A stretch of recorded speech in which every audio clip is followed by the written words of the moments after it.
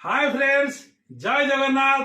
आज गोटे नुआ खाइबार आपण संगे चली आसी से माँ महालक्ष्मी दयारू आज किसी गोटे घरे रंधना खाइबा नहीं आसी कैमरामैन आस देखे दियो कौन है।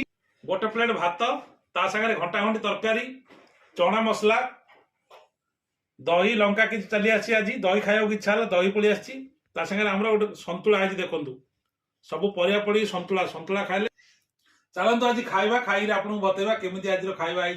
चलतु स्टार्ट करिया। फास्ट आरंभ करिया आमे घंटा घंटी तरकारी भात रु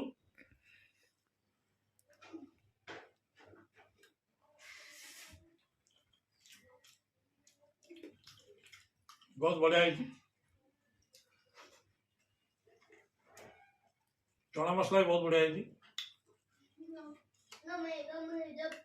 बहुत गरम है सन्तुला। चलो सन्तुला पकई खाया कि लगुच दही चाखिया घरे पकाई दहीटा बहुत बढ़िया है। चलतु आज खाଇବା जब आप भल लगी निहत लाइक कमेंट करिए। रोची जय जगन्नाथ। आप दिन शुभ मंगलमय हो।